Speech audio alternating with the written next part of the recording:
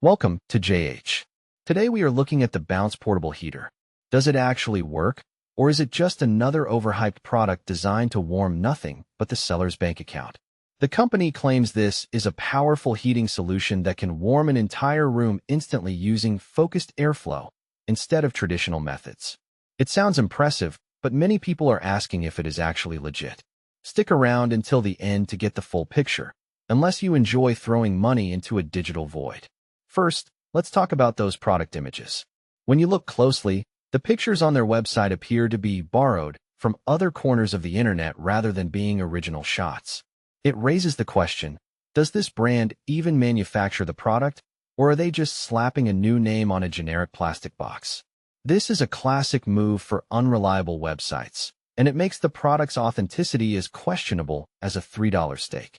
Next up are the media claims. The website proudly states the Bounce heater has been featured on major platforms like CBS, USA Today, and Fox. However, there is a tiny problem. There is no proof, no links, and no actual articles to be found. Using big media names without evidence is a common tactic to create fake trust. It is like me claiming to be an Olympic athlete because I once ran for a bus. It sounds great until you actually look for the medal. Then we have the pricing and discount strategy. You will see a flat 50% discount paired with high-pressure phrases like act fast and offer ending soon, complete with a stressful countdown timer. This kind of urgency is designed to make you buy before your brain has a chance to realize what is happening. Genuine brands usually focus on product quality, not on giving their customers a mild panic attack to close a sale. This is yet another red flag in a very large collection. As for the performance claims, they are reaching for the stars. Statements like, "It warms entire rooms in seconds," or "industrial power in your hand" sound exciting, but are physically unrealistic. There is zero technical explanation or evidence to back up how this tiny device defies the laws of thermodynamics.